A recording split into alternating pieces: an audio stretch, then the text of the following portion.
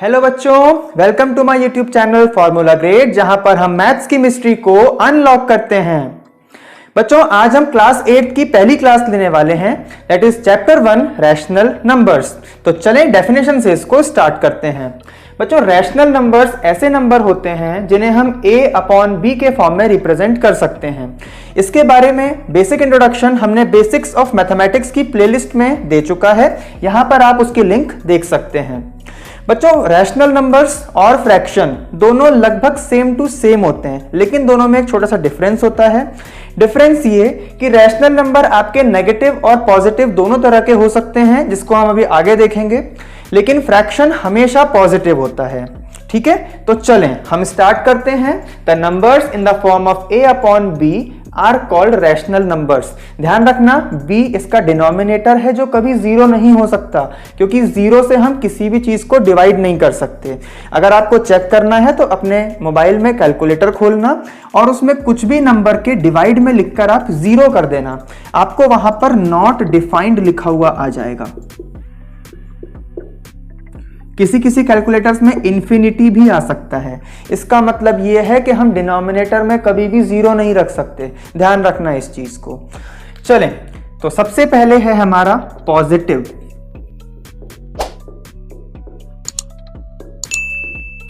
Positive rational number का मतलब ऐसा रैशनल नंबर जिसका रिजल्टेंट आंसर पॉजिटिव होता है। जैसे हम एक एग्जांपल ले लेते हैं। अगर मैं यहां पर लिख दूं 3 अपॉन 5, आप देख सकते हो इसमें न्यूमरेटर डिनोमिनेटर दोनों ही पॉजिटिव हैं। ये आपका पॉजिटिव इंटीजर का पॉजिटिव रैशनल नंबर का एग्जांपल है। अगर मैं यहां पर लिख देता हूं -4 अपॉन -9, आप देखोगे दोनों में माइनस जरूर है, लेकिन माइनस माइनस कटेगा तो 4 अपॉन 9 बचेगा। इसका मतलब ये भी पॉजिटिव रैशनल नंबर है। ठीक है, चलो अब नेगेटिव देख लेते हैं।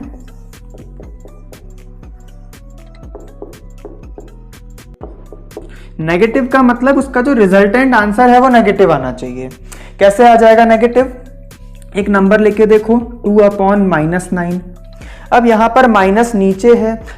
देखो बेटा, माइनस जो होता है बहुत खतरनाक चीज होती है। माइनस बिल्कुल ऐसे कोई भी चीज को चीरते हुए आगे निकलती है। आपने अगर बेसिक्स की क्लास देखी होगी, आपने ब्रैकेट को ओपन करते हुए देखा होगा कि जब भी ब्रैकेट के बाहर माइनस होता है तो हम अंदर के सारे साइन को बदल देते हैं। इसका मतलब माइनस है बड़ी खतरनाक चीज।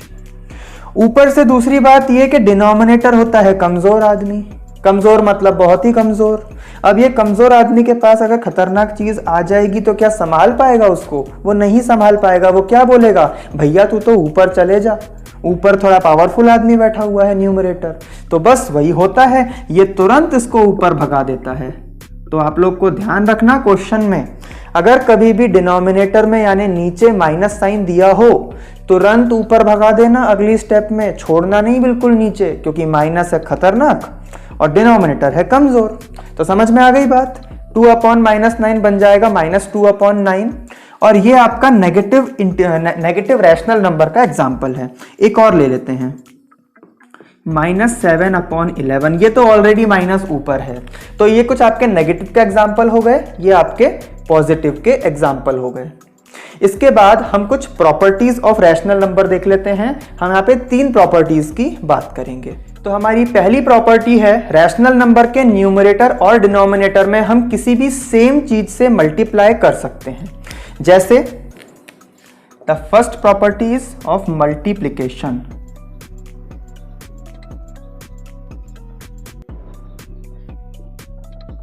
अगर हमारे पास एक रैशनल नंबर है 3 अपॉन 7, हम इसके न्यूमरेटर में भी 2 से इंटू करते हैं, डिनोमिनेटर में भी 2 से इंटू करते हैं, तो आंसर हमारा बन जाएगा 6 अपॉन 14। लेकिन जब इसको आप सिंप्लीफाई करोगे तो 2 3 जा 6 और 2 7 जा 14, इसका मतलब वही आंसर वापस आ जाएगा। इसका मतलब यह है कि हम किसी भी रैशनल नंबर में ऊपर और नीचे मतलब न्यूमरेटर और डिनोमिनेटर में सेम टू सेम नंबर से मल्टीप्लाई कर सकते हैं। ठीक है, एक और एग्जांपल देख लेना। 4 अपॉन 9 इंटू 5 और 5 करते हैं। अब 4 5 जा 20 और 9 5 जा 45। इसे अगर कट करोगे तो वापस से 4 अपॉन 9 मिल जाएगा। ठीक है, चलें अब दूसरी प्रॉपर्टी देखते हैं। दूसरी प्रॉपर्टी है डिवीजन वाली प्रॉपर्टी।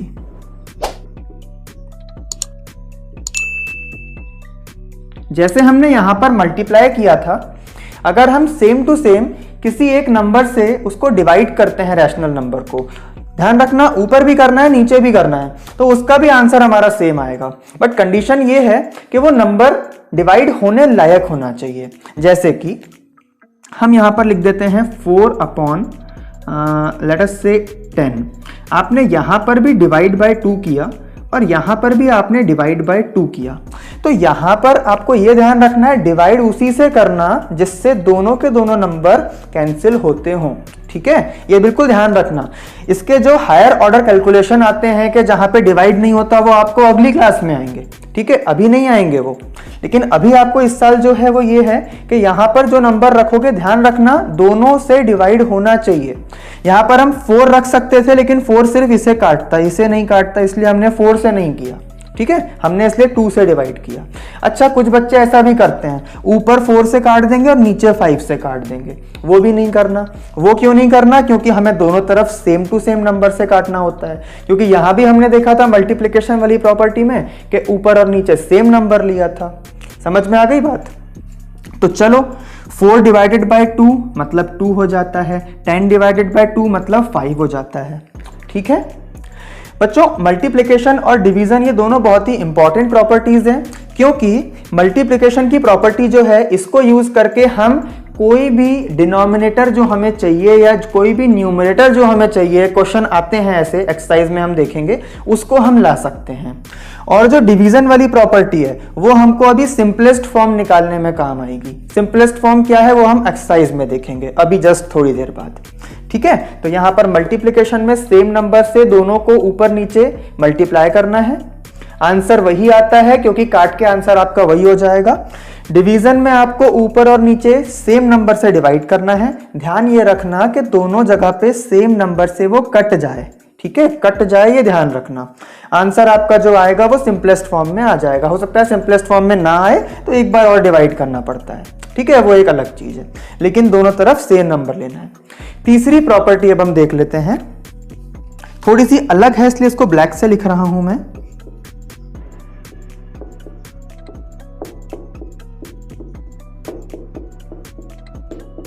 क्रॉस मल्टीप्लिकेशन वाली प्रॉपर्टी। जैसे मैंने यहां पर 3/4 लिया है और यहां पर मुझे एक इक्विवेलेंट नंबर लिखा हुआ है जिसका है 9/ नीचे x लिख दिया। अब नीचे x क्यों लिखा? क्योंकि मुझे इसका डिनोमिनेटर नहीं पता।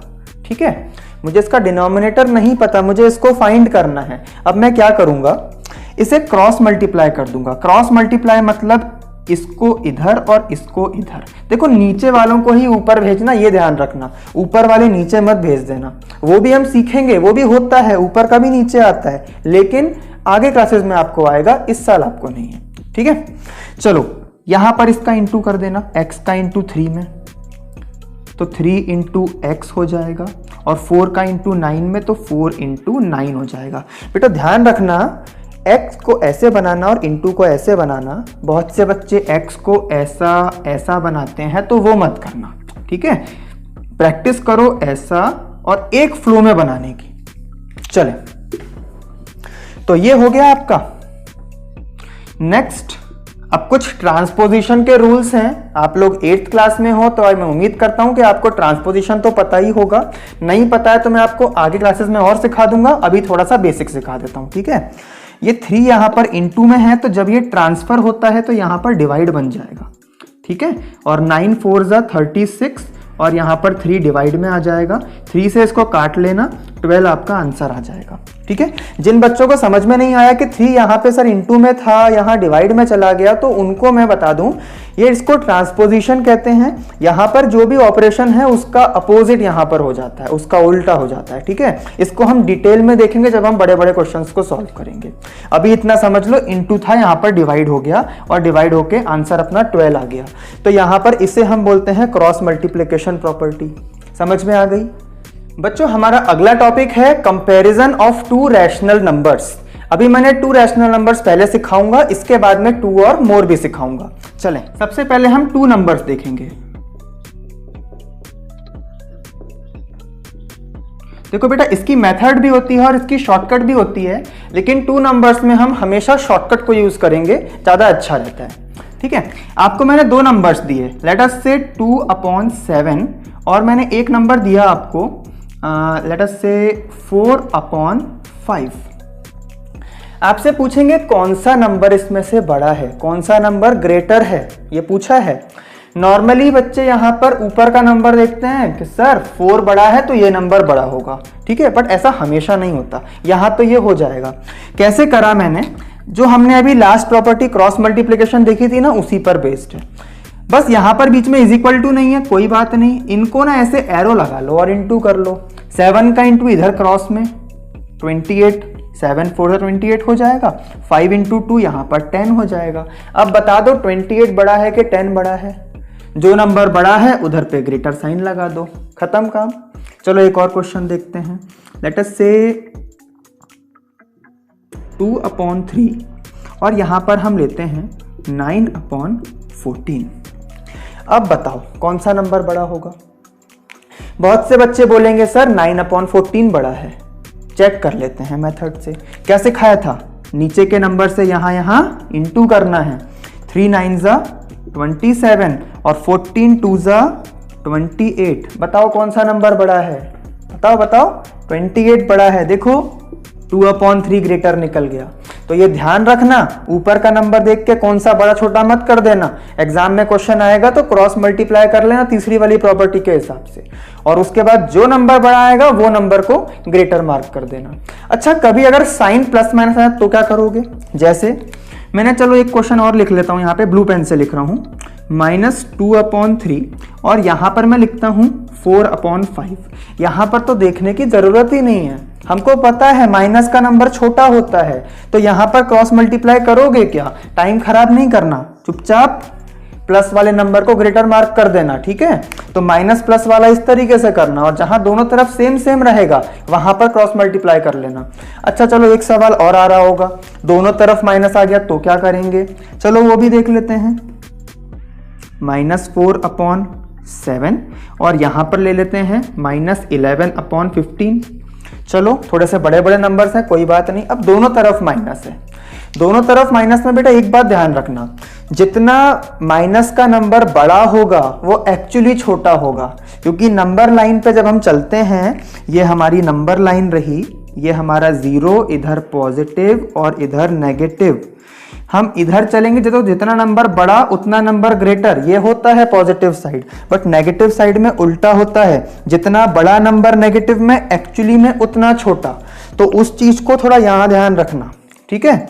7 × 11 कितना होता है, 77 और माइनस के साथ लगा देना। 15 4 60 और माइनस के साथ लगा देना। अब बच्चे गलती करते हैं, यहां तक सब सही करेंगे, क्रॉस मल्टीप्लाई में कोई गलती नहीं करेंगे, फिर बोलेंगे सर 77 बड़ा है तो ये नंबर बड़ा होगा। अभी बताया ना नंबर लाइन का रूल, नेगेटिव साइड में उल्टा चलता है, मतलब जो नंबर जितना बड़ा है माइनस में एक्चुअली वो छोटा है, मतलब -60 बड़ा है, मतलब आपका ये नंबर बड़ा है। ठीक है, तो बच्चों सेकेंड टाइप है हमारा मोर देन 2 नंबर्स, जहां पर हम सबसे पहले असेंडिंग ऑर्डर में इसको जमाना सीखेंगे। आपके सामने एक क्वेश्चन लिखा हुआ है, यहां पर आपके पास 3 नंबर हैं, 3 रैशनल नंबर हैं, -3/5, 7/-10 और -5/8। अब आपको एक बात ध्यान आ रही होगी, वही कमजोर आदमी और माइनस खतरनाक, आया ना याद।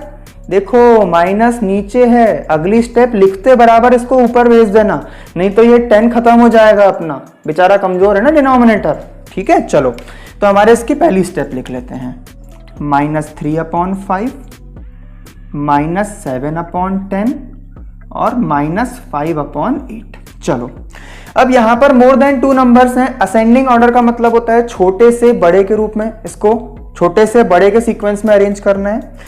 नीचे जो डिनोमिनेटर्स हैं तीनों का एलसीएम ले लेंगे, तो एलसीएम ऑफ 5, 10 एंड 8। मैं आपको एक शॉर्टकट सिखा रहा हूं एलसीएम का, मेथड होती है, मैं मेथड भी करवा दूंगा, लेकिन एग्जाम में टाइम बचाने के लिए शॉर्टकट्स पता होने चाहिए। शॉर्टकट ये है, सबसे बड़े नंबर का टेबल लिखो, सबसे बड़े नंबर का मल्टीप्लिकेशन टेबल लिखो, चेक करो इनसे और इनसे दोनों से डिविजिबल कौन सा होता है? देखो 5 से तो ये सारे डिविजिबल होंगे, ठीक है, तो 5 के लिए सब में टिक लगा दिया। लेकिन 8 से केवल ये डिवाइड होगा तो डबल टिक किस पे आया? डबल टिक 40 पर आया, इसका मतलब 40 इसका एलसीएम है। दोबारा देख लो, सबसे बड़े नंबर का पहले टेबल लिखा, उसके बाद दोनों नंबर से चेक किया, भाई 5 से तो सभी नंबर डिवाइड हो जा रहे हैं तो सब में टिक लगा दिया। 8 से सिर्फ 40 डिवाइड होगा तो सिर्फ 40 पर टिक लगाया, जहां पर डबल टिक आएंगे वो ही इसका एलसीएम है। अगर ये यहां पे नहीं आएगा तो टेबल आगे लिखते जाना, ठीक है। तो ये शॉर्टकट ट्रिक आपके छोटे नंबर्स में काम करती है, बड़े नंबर्स में क्या होता है, ये बहुत बड़ा हो जाता है, इसलिए हम वहां पे इसको यूज नहीं करते हैं। तो हमारे को एलसीएम मिल गया शॉर्टकट से, बिल्कुल सही है। अब एलसीएम मिल गया, नॉर्मली एलसीएम को डिनोमिनेटर में एक बार लिखना सीखा होगा, लेकिन यहां पर असेंडिंग ऑर्डर में अरेंज करना है ना, कंपैरिजन कर रहे हैं ना हम लोग, यहां पर 3 बार अपॉन 40 लिख देना। और आप लोग 8th क्लास में हो तो मैं थोड़ी सी डायरेक्ट मेथड सिखा रहा हूं। एक्सरसाइज के जब क्वेश्चन कराऊंगा तो मैं आपको इसको एक स्टेप और बढ़ा के मेथड से करवा दूंगा। अभी मैं सिर्फ आपको समझा रहा हूं कि इस तरीके से हम कंपैरिजन कर सकते हैं, ठीक है। एक स्टेप मैंने यहाँ पे कम करी है। चले 5 से, यहां पर डिनोमिनेटर 5 है, इससे आपके डिनोमिनेटर को डिवाइड करना, सुनना ध्यान से। इस 5 से इस 40 को डिवाइड करो और जो आंसर आएगा उसको ऊपर मल्टीप्लाई करो, ठीक है। नीचे वाले से नीचे वाले को डिवाइड करो, आंसर को ऊपर मल्टीप्लाई करो, तो 5 से 48 बार में जाएगा और ऊपर -3 लिखा हुआ है, बिल्कुल सही। चलो फिर से नीचे को डिवाइड, 10 से 44 बार में डिवाइड होता है, ऊपर -7 लिखा हुआ है। चलो 8 से 40 नीचे से नीचे डिवाइड कितने बार होगा?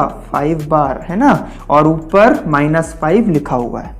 इन्हीं तीनों नंबर्स को जो आंसर आया उस फॉर्म में लिख दो। 8 3 ज़ा 24, 7 4 ज़ा 28 और 5 5 ज़ा 25।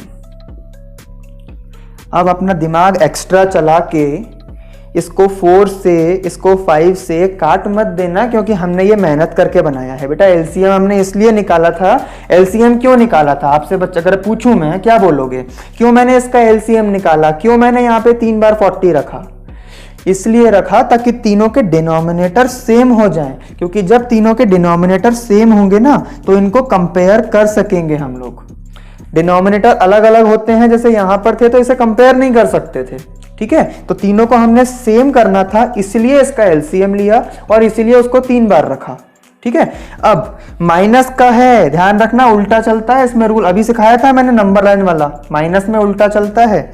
सबसे छोटा नंबर इसमें से कौन होगा? असेंडिंग ऑर्डर में छोटे से बड़े की तरफ जाते हैं। छोटा नंबर 25 मत बोलना, 24 मत बोलना, 28 सबसे छोटा नंबर रहेगा। तो आपका जो आंसर है ये हो जाएगा -28/40। साइन लगा लेना बिल्कुल ध्यान से, साइन के बिना टीचर नंबर काट लेता है, क्वेश्चन काट लेता है टीचर, ठीक है। इसके बाद इससे छोटा, इससे बड़ा कौन है? मैं उल्टा बोल गया, इससे बड़ा कौन है? तो 28 के बाद 25, 24 मत बोलना, 25, ठीक है, -25/40। और सबसे बड़ा कौन है? जो सबसे छोटा है, माइनस में एक्चुअली वो सबसे बड़ा होता है।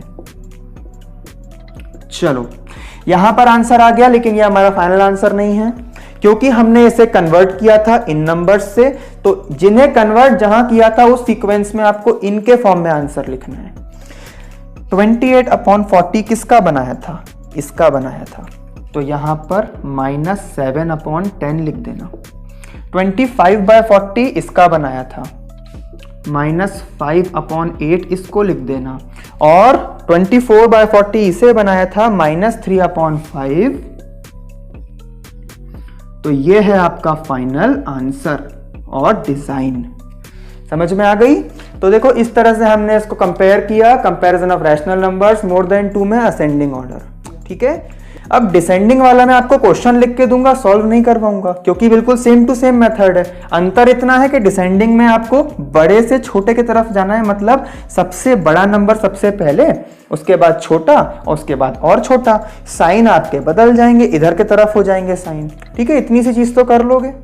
कंपैरिजन में नेक्स्ट डिसेंडिंग ऑर्डर, आपके सामने क्वेश्चन लिखा हुआ है, -3/10, 7/-15, -11/20 और 17/-30। दोबारा ध्यान रखना, डिनोमिनेटर और माइनस साइन, ध्यान रखना डिनोमिनेटर कमजोर आदमी, फिर से रिपीट कर रहा हूं मैं, अब बार बार रिपीट करूंगा तो क्या ये याद हो जाएगा, है ना। तो इसको ऊपर ले जाना, उसके बाद डिनोमिनेटर्स के एलसीएम निकाल लेना। एलसीएम के बाद अब 4 नंबर तो 4 जगह रखना पड़ेगा, उसके बाद में कंपेयर कर लेना, उसके बाद में डिसेंडिंग है मतलब सबसे बड़ा, फिर छोटा छोटा छोटा और सबसे छोटा जमा देना। ठीक है बच्चों, इसके बाद हमारी एक्सरसाइज शुरू हो जाती है और यहां पर मैं मैथ्स की आरएस अग्रवाल बुक यूज कर रहा हूं और मैं आपको आरएस अग्रवाल कंप्लीट सॉल्व करवाऊंगा। तो जिन बच्चों के स्कूल में आरएस अग्रवाल बुक चलती है उनके लिए बहुत अच्छा है, और जिनके यहां पर एनसीईआरटीज या किसी और पब्लिशर की बुक चलती हैं, डोंट वरी, कोई चिंता की बात नहीं है, क्योंकि आरएस अग्रवाल एक पूरी कॉम्प्रिहेंसिव पैकेज है जिसमें सभी बुक्स के सभी तरह के क्वेश्चंस इंक्लूडेड रहते हैं, प्लस एक्स्ट्रा क्वेश्चंस हो जाते हैं। तो बच्चों ये नहीं सोचना कि ये हमारे स्कूल की बुक नहीं है, ठीक है, जहां से भी है आपको इस बुक में सारा नॉलेज मिलेगा और आपको इसके बाहर से एग्जाम में कुछ नहीं आएगा, ये गारंटी आपको मैं बिल्कुल दे सकता हूं। तो चलिए आज की क्लास को हम यहीं पर खत्म करते हैं। नेक्स्ट क्लास में हम एक्सरसाइज 1.1 को स्टार्ट करेंगे और जो कॉन्सेप्ट्स आज हमने सीखे हैं इनको हम रिवाइज करेंगे। तो चलिए बच्चों, बाय बाय।